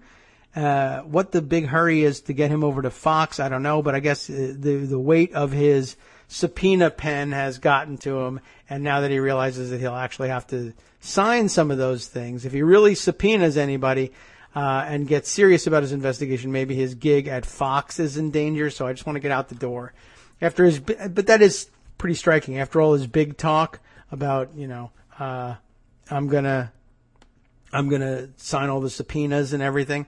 He really is looking to get out of there as soon as possible before having to do any of those things. I guess another thing I'll have to throw out there, Business Insider, I'll put it out there for you to read. I don't know what to make of this, but apparently U.S. spies caught Russian officers on tape somehow. Everybody's on tape, bragging about causing chaos in the election 6 months before the vote. Of course, now that comports with what we learned about the House leadership. Both House leadership and Russian spies were all talking about the Russian program to undermine American democracy, and nobody did anything. And I guess the excuse, in case you were wondering, that's buried inside the story is that I guess the intelligence officers who heard it didn't really grasp the import of it and where it fit in the pattern of facts, because at that point the context just wasn't there. Not everybody, although if the Republicans in the House knew, and they're pretty clueless guys, I can't imagine that the spies didn't have a pretty good idea too. But again, everybody thought it was in the bag for whoever the Democrat was, except for people who are, I guess, thinking only Bernie Sanders could have won. And I guess that's, by the way, I don't know. I mean, I guess there are probably Sanders supporters who have considered this, but have we given any consideration? I know it's all, factually speaking, everyone will have to concede, well, nothing's a done deal. You never know who's going to win and who's not. I mean, it would look like a shoo-in for Hillary Clinton, and it wasn't. It also looked like it could have been a shoo-in for Bernie Sanders, but, who knows what would have happened, including conducting a campaign against the guy, which hadn't really happened to that point, and also possibly cheating on behalf of Donald Trump. That's not, easy to get around. Anyway, I just thought it was interesting that we now have, I was wondering, they seem to, the NSA thinks, has us all thinking they tape everything in the world. How could they not have some indication from Russia that this stuff is going on? This won't convince the cynics, of course. There's some folks who are just sure that the whole Russia thing is a hoax, and not Trump fans, but liberal folks who just say, and you remember not so long ago, I was still skeptical about these things because it just makes you sound so paranoid and weird. Oh, the Russians, yada, yada. Yeah. You sound like my grandpa. But it's a good question. As I've come to accept more and more that there really is some kind of Russian interference and Russian connection, though I'm still not convinced that Donald Trump understood what it was and was a willing participant in what the Russians thought they were doing. That's a very different thing. I am coming to the conclusion that there was certainly more going on the Russian side than I was originally willing to accept. And you're building a pretty good case for it. But this was a part that was missing. Like, why don't we have any intelligence that comports with this? And I guess we do now. So that's on the record. You should read about it. You should be aware of it. And now we'll talk about what we can do about it and how our government is actually supposed to handle this thing. Wow, yeah. I just saw, there's the Masada thing. It's so far down in pocket. That just gives you an idea of how much stuff is going on these days and how many things I have to pile on top of everything we've learned in the last day. All right. So let's take a look at the special counsel thing. I've got a couple of explainers that are out there, and a somewhat dated CRS report that Greg shared with me. That's an in-depth read, and we could probably spend 2, 3, 4, 5 hours reading through it and commenting. Let's start with the basics and work up from there. I'm going to have to deal with auto-playing video. I've realized now. USA Today is notorious for that. So I think I've got that one taken care of. USA Today, that's the most simplistic place we can start and work our way up from. Special counsel versus special prosecutor. What's the difference? And which one have we got? I don't even know anymore. Let's take a look. On Wednesday, former FBI Director Robert Mueller was appointed to be special counsel to oversee the investigation into alleged Russian interference in the 2016 election and the possibility of collusion between Russia and President Trump's campaign. So, what is a special counsel? And what is the difference between a special counsel, a special prosecutor, and an independent counsel? The terms are largely interchangeable to refer to someone appointed to investigate allegations that could involve a conflict of interest with the Department of Justice. But the manner in which they are appointed and why has changed over time. The president has always had the authority to name a special prosecutor. After the crisis brought on by the Watergate scandal, Congress passed a law creating an independent counsel who could be appointed by a 3-judge panel. But after the experiences of the Iran-Contra investigation and the probe into Clinton's Whitewater land deal and everything else, there was bipartisan support to abandon that law. Basically, you remember, of course, everybody thought that these things were out of control. They went on forever. There was no, politically palatable way of circumscribing the size and scope of the investigation. And you know what happened with the Watergate one. That made it a bipartisan feeling. Anyway, so bipartisan support to abandon that law. And now the Attorney General, in addition to the president, has the power to appoint a special counsel. The statute regarding the grounds for appointing a special counsel says the Attorney General or acting Attorney General in cases where the Attorney General is recused can appoint a special counsel when a case represents a conflict of interest for the Justice Department or other extraordinary circumstances. No idea why that might mean, but you can see it's very broad for a reason, I'm sure. In this case, Deputy Attorney General Rod Rosenstein, I'm told, not Rosenstein. What were we saying yesterday? Were we saying Rosenstein? I think probably that was the first approach for me. But anyway, he was able to appoint Mueller because Attorney General Jeff Sessions has recused himself. By the way, in the recusal world, keep an eye on Devin Nunes, who apparently also supposedly recused, but supposedly still reviewing all kinds of intelligence related to the investigation and to Russia, with nobody saying a goddamn thing. There's a couple of write-ups in the papers now, but I'm sure he's just testing the boundaries. Yes, I said I recused myself, but really, what does that even mean, and who's going to know? And I mean, the thing is, nobody has ever really just blown off recusal like that, and we realize that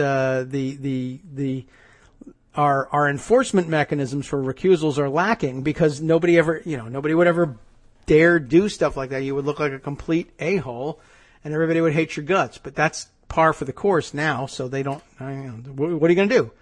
You going to expel me from Congress? It's what they should do, but nobody's going to. You need 2/3 to do that. So that ain't happening. So I'm just going to say, yeah, I'm recused. Well, why are you reading this? I want to, but you're recused. So then you shouldn't be reading it. I know I shouldn't, but I am. What are you going to do about it? And the answer is nothing. So why bother? Anyway, but then he gets to say, look, I refer you to this thing where I said I am recused, right? And so if you think that he is violating some law or ethical dictate, he'll just point to the statement, and you say, but that statement says you shouldn't be reading this. I know, it does say that. And you'll just go around in circles forever. Okay.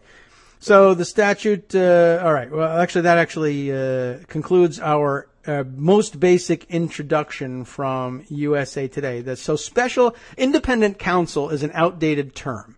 That came specifically from the statute, which was since allowed to lapse. We're now in the world of special prosecutors / special counsel, though that is distinct from independent commissions or investigative committees of Congress, which do very different things. So I'll go to a couple other explainers and complainers. Complainer will be up next.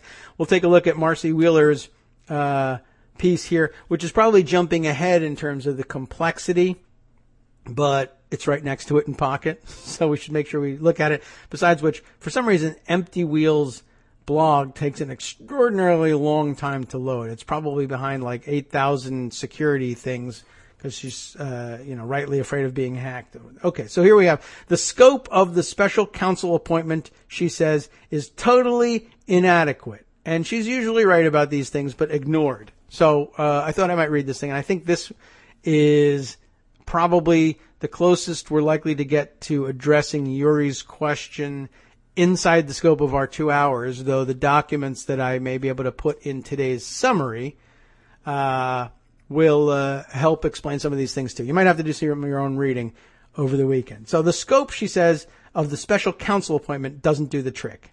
Why not? Rod Rosenstein, just appointed former FBI director and before that U.S. attorney, Robert Mueller, as special counsel to take over the investigation into Trump and his associates. I'm agnostic about the selection of Mueller. He has the benefit of credibility among FBI agents, so we'll be able to make up for some of what was lost with Jim Comey's firing.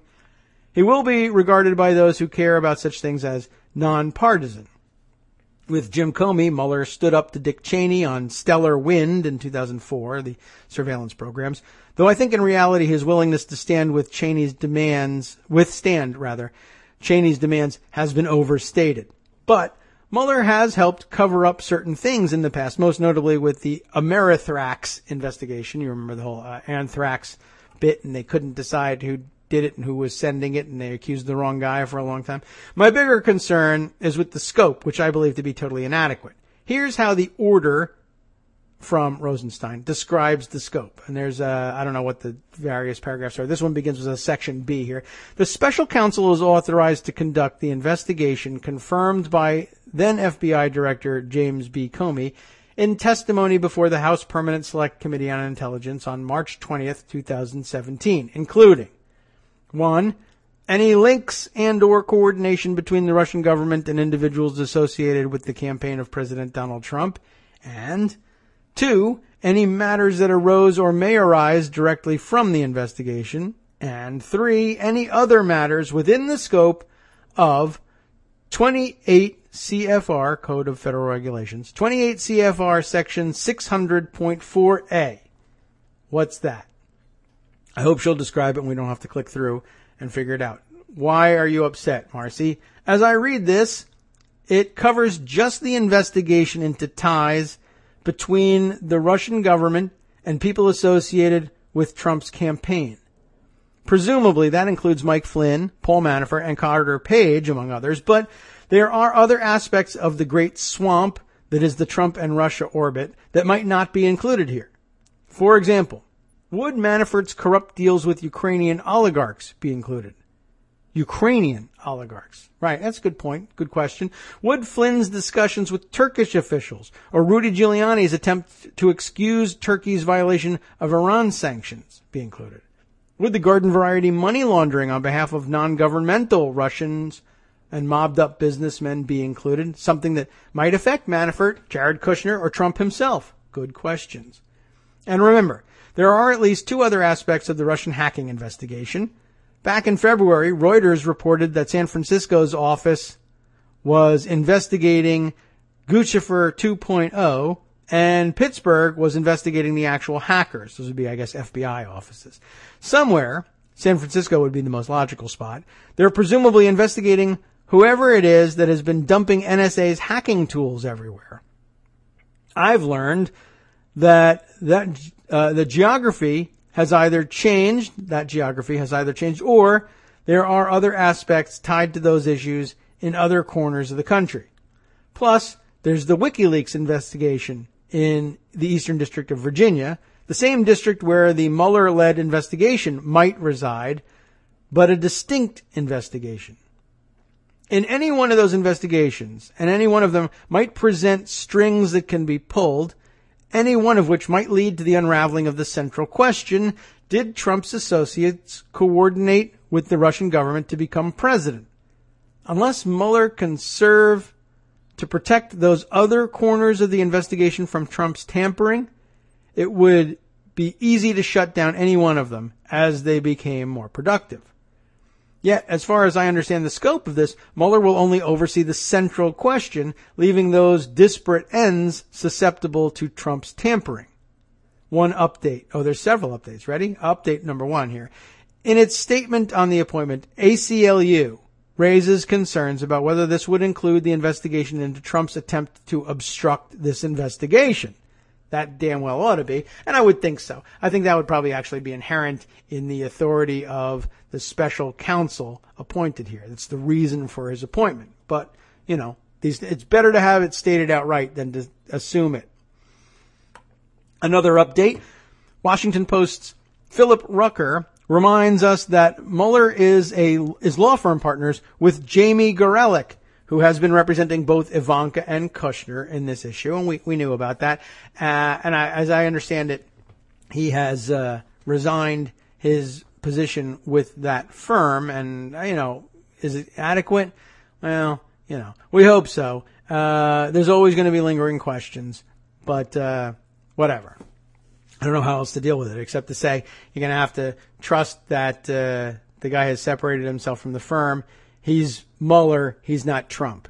Trump, I would have questions about is really doing it. Maybe he's taking advantage of that trust, but all you can do is either trust or you don't. It's a coin toss as far as I'm concerned. Mueller also, here's the next update says Mueller is quitting Wilbur Hale to take this gig. He's also taking it says this time has no B in it. Wilmer Hale, former FBI people with him. Still, that's a close tie to the lawyer of someone representing key subjects of this investigation. Although it's not something that most big law firms deal with these kinds of not necessarily dealing with an investigation into the president, but with conflicts of all kinds, and they actually have arcane but relatively workable and robust firewalling. Occasionally you find out about violations of the firewalling inside of a firm, but they do take these things relatively seriously. Maybe the only people who do. Who knows? Another update says one addition to the ACLU concern about investigating the Comey firing.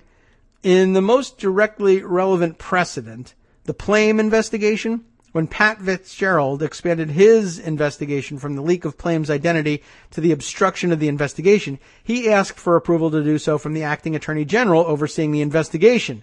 In that case, by the way, that was Jim Comey. The acting attorney general in this case is Rod Rosenstein. So if Mueller were as diligent as Fitzgerald was, he would have to ask the guy who's provided the fig leaf for Comey's firing to approve the expansion of the investigation to cover his own fig leaf.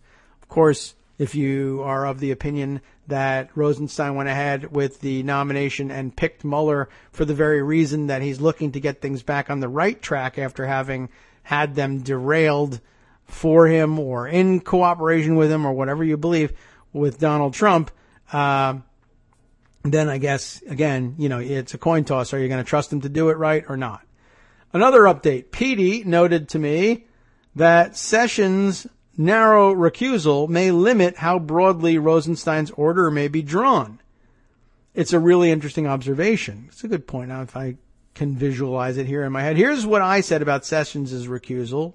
That is, say, Marcy said this, which is very similar to what I tried to address in this post. She had said, there are two areas of concern regarding Trump's ties, not the neckties. I have lots of concerns about those, but regarding his ties, I guess, to Russia, that would not definitively be included in this recusal. Trump's long-term ties to mobbed-up businessmen with ties to Russia, a matter not known to be under investigation, but which could raise concerns about compromise of Trump going forward, although it is under investigation. It's under investigation elsewhere, including the conclusion of the money laundering charges against the Trump Taj Mahal operation, right? Anyway, there's also discussions about policy that may involve quid pro quos, such as the unproven allegation made in the Trump dossier that Carter Page might take 19% in Rosneft in exchange for ending sanctions against Russia. These are things that didn't involve a payoff in terms of the hacking.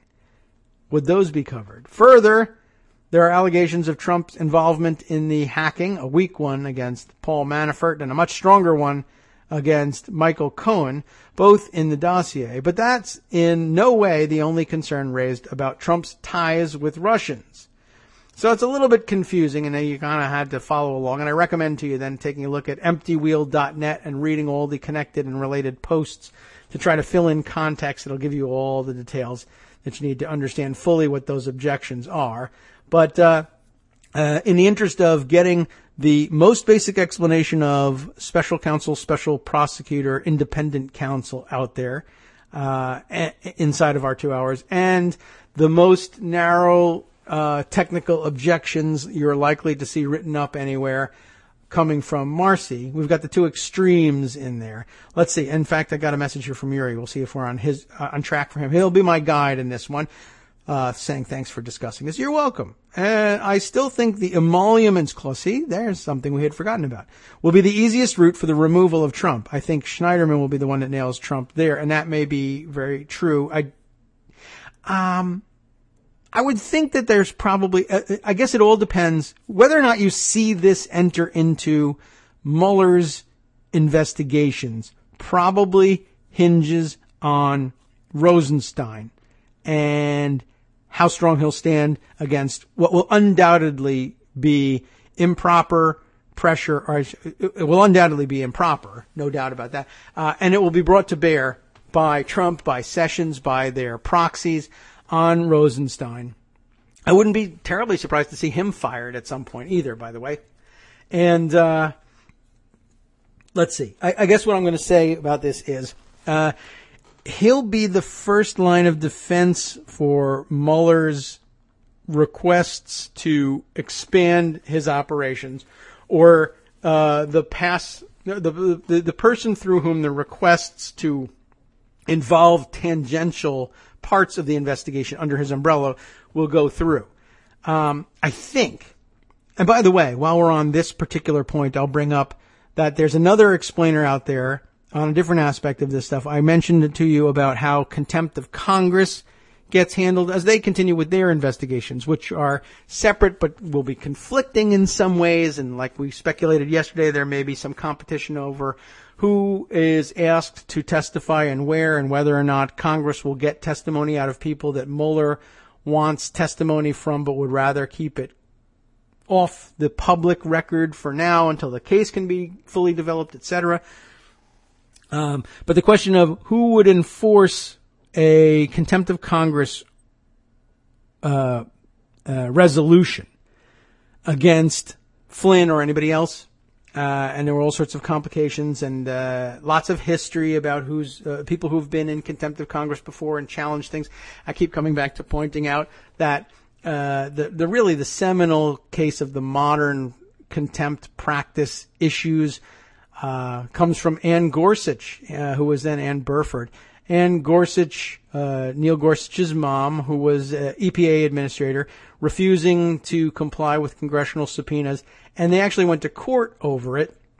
And the district court pretty much dismissed the Reagan administration DOJ's position, which was that it was an unconstitutional infringement on the executive privilege to force, to allow the Congress to force the executive to hand over its documentation here, its decision-making, procedural decision-making documentation. But the court said, look, this is a fight between the executive branch and the congressional branch, and the judicial branch should do everything it can to avoid this. So in the first instance, we dismiss this thing and say, you guys got to have to work something out. If you're still at loggerheads later, I guess you could try and reframe the question and come back again. But for now, we're just going to say you're going to have to work this out. And in the end, they ended up giving up. The executive branch buckled on that one and gave over the documentation, because they didn't look like they were going to be able to save themselves from the prosecution eventually. But there was some question also between that, and then there was also in the Eric Holder contempt, when the Republican Congress held him in contempt and tried to refer his contempt citation to the U.S. attorney. That's what usually happens for these things. Statutory contempt, leaving aside the very fun question of inherent contempt for another day, the Congress asks the U.S. attorney for the District of Columbia to prosecute, to bring charges against the contemnor for contempt of Congress. And usually they're happy enough to do it, but when it's an executive branch official, and particularly when it's the attorney general, they're a little less reluctant, they're a little less happy to do it. They're a little more reluctant to charge their boss, and of course they can get instructions not to. And that's exactly what happened with Holder. The U.S. attorney just said, well, in my prosecutorial discretion, I am declining to bring your charges to a grand jury. I'm not going to go forward with this. I'm not going to bring it to court. And it was a huge problem. in terms of the interbranch dynamics. Anyway, it goes back to the Gorsuch contempt. They did the same thing. And the Reagan administration was unhappy with the finding of the court, and they really thought that they should have gotten an injunction against congressional interference in executive affairs. So they probably think, to the extent that anybody thinks of a district court decision as being wrongly decided, it's entirely likely that Neil Gorsuch, Supreme Court Justice Neil Gorsuch, thinks that that case was wrongly decided and that it ought to have been decided in favor of the executive branch and that it was a justiciable issue. And we wonder whether he's been lying in wait to exact revenge for several decades or whether he's gotten over it. We don't really know. Anyway, it was pointed out along the way in our reading and skimming of so many explainers yesterday that it's not necessarily the case. We always get to something like this, that the U.S. Attorney for the District of Columbia need be the prosecuting attorney for every contempt of Congress proceeding. Did I put this aside? I certainly hope so. But there was an explainer from, Lawfare, I would think. There we are. Lawfare blog. If you really want to get down to the brass tacks, you want to understand this stuff, and that's what Fridays are about, we'll give you this one. What can Congress do if Flynn or anyone else refuses to comply with a subpoena? And the basics of the story are the same. Points of differentiation, we'll try and get right to those. Okay, just to set the story up, SSCI, that's Senate Select Committee on Intelligence, Chairman Richard Burr said former National Security Advisor Michael Flynn will not honor a subpoena, and we're still not sure whether that's really the case or not, issued by the Senate Select Committee on Intelligence last week. According to Burr, General Flynn's lawyers said that he would not honor the subpoena, and that's not a surprise to the committee, and that they would, quote, figure out what the next step, if any, is. Burr then walked back his statements, indicating that he may have spoken too soon, and the committee then corrected Burr's statements to say that Flynn's lawyer, had not yet responded. Okay, whatever. So it isn't clear yet whether Flynn, in fact, intends not to comply, nor is it clear what, if any, legal grounds he might be asserting for noncompliance. The subpoena reportedly covers a large number of documents relating to his interactions with Russian officials. The White House has not given any indication as to whether it believes any of the documents are protected under executive privilege, but what do they care? They'll just say, yes, they are. They don't really, there's no obligation for them to give any serious consideration to whether or not it's true. They just should assert it. And McGahn might be the kind of guy who just says, sure, I don't want to look anything up. Fine, executive privilege. I may lose, but I'm going to say it. If I really care, I'll research a way to try and make that work.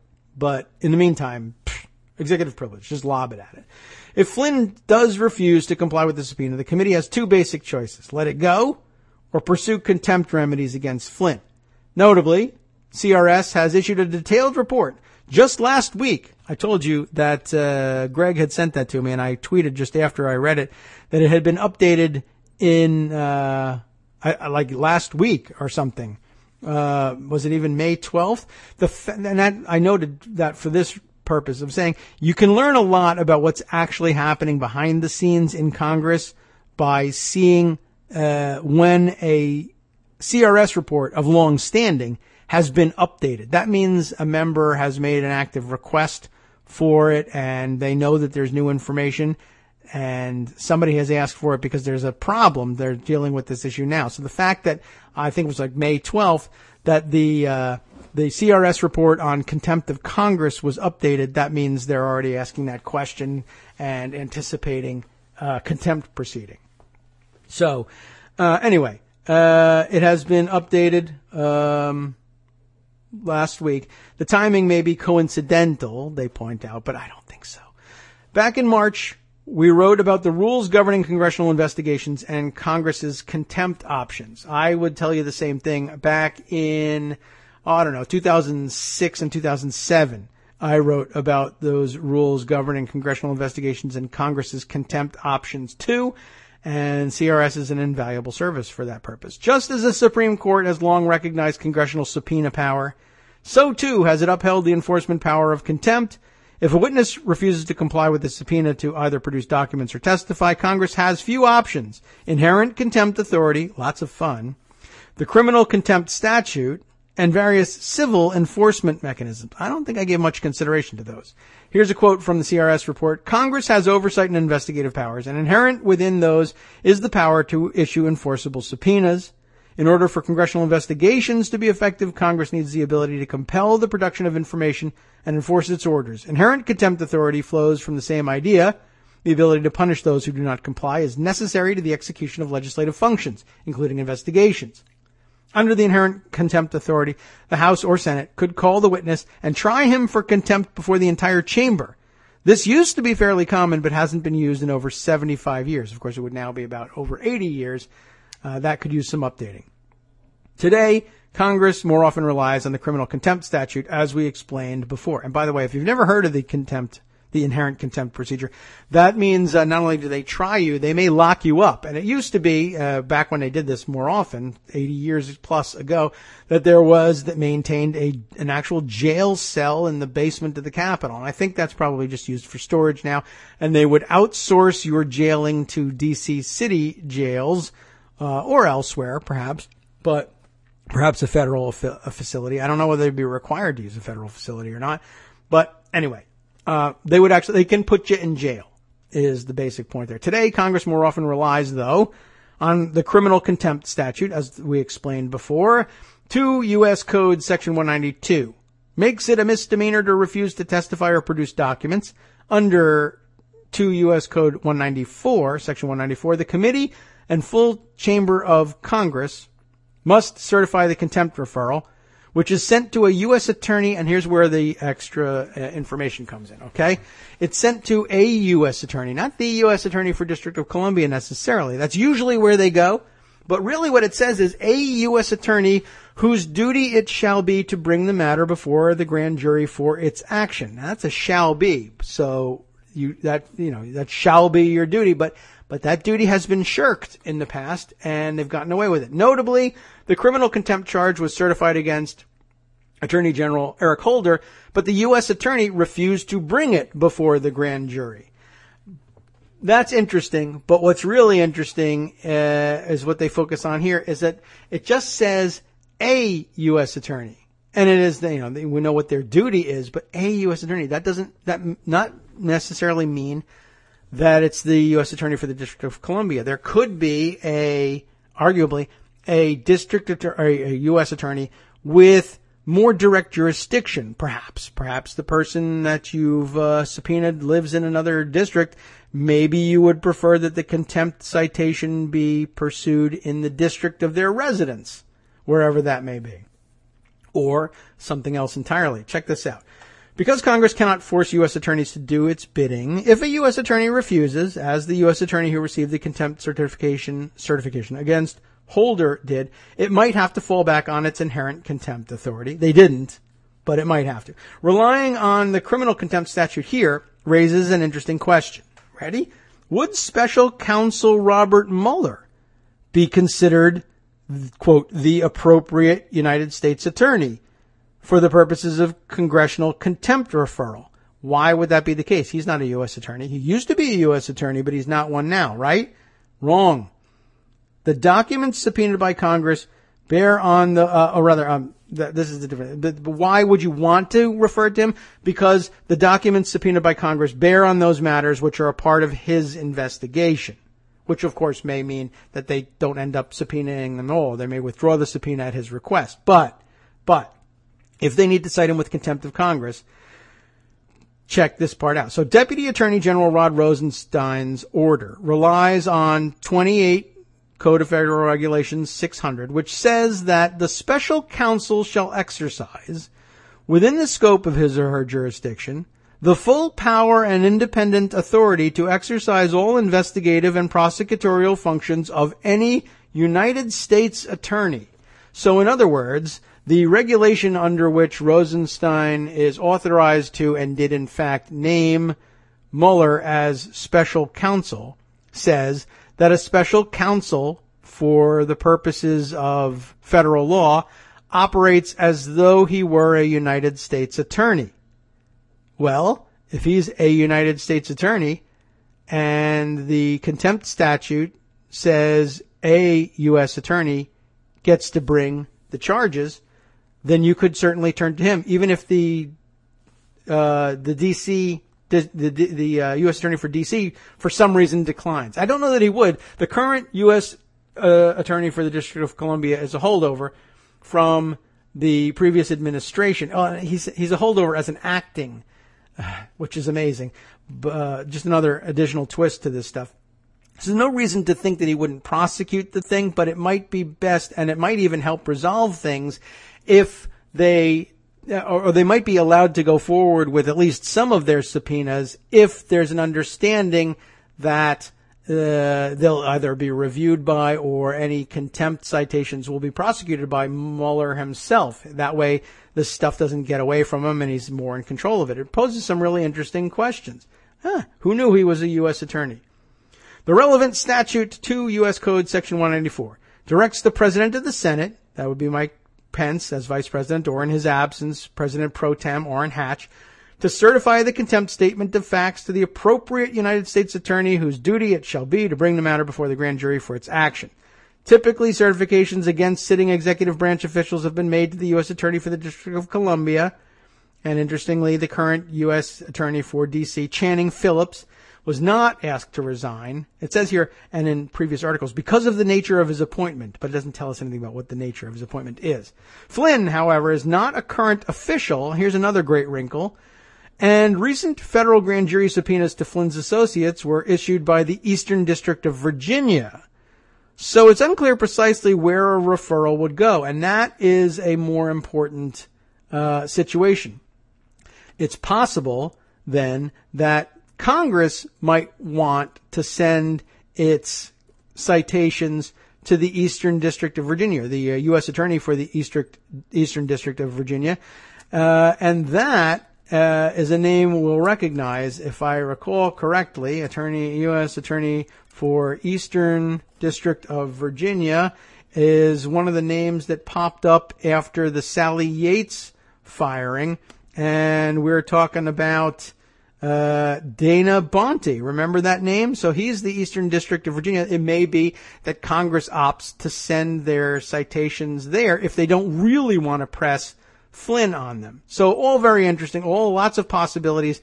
Mueller will certainly have a great reason to argue that it should fall to him to do, but I'm not certain that they will agree. One last note from Yuri. Federal charges, of course, are pardonable. State charges not pardonable by a president. That is absolutely true. And another great reason to think that the New York Attorney General Schneiderman should be the one dealing with perhaps some of the other criminal charges that might be brought under, say, the emoluments clause or otherwise. All very true. Also true for Flynn or anybody else under investigation if you can connect to New York. And for Manafort, you might just be able to get away with the idea that all of his activity ought to be investigated in a New York jurisdiction and not necessarily by federal investigators entirely. Lots more information, obviously, out there for us to review. I will include all of these articles, plus a few that we didn't get to. It's going to be a hell of a weekend. I don't know whether we're going to be under a flood of news or an absence, a dearth of news, if you will. But in any case, the after show coming up next will give you lots more to chew on your way into the weekend, and I will bring that to you. Oh, I forgot to say yesterday was Thank God It's Joe Vidi. How did I manage that one? I love my Italian. Today, though, Friday, Education Secretary Betsy DeVos and her proposed budget brings class warfare to the classroom. Very clever. Thank you, Justice. Jared Kushner is treating diplomacy like he's buying products from a street vendor. And the GOP has been taken over by an anti-capitalist menace. Oh no. For the last half, the Friday News Dump and Recycling Center. News that's been repurposed with a purpose, as they like to say. More than a dozen state attorneys general sue Trump over Obamacare by using his own words against him. Good.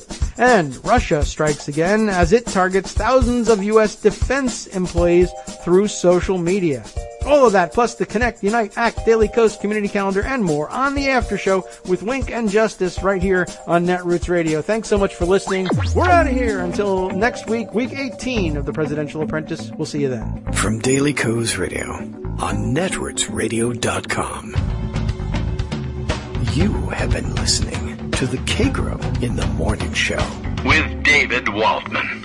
Thanks once again for listening. Thank you, Rochester, for joining us for the first week. We appreciate having you on with us. And for the rest of you, let me remind you once again, patreon.com, patreon.com/KagroX is where you can go to become a monthly sponsor of the show. Keep us on the air. Give us our self-respect back, please. Help donate to save the show. We'll see you again.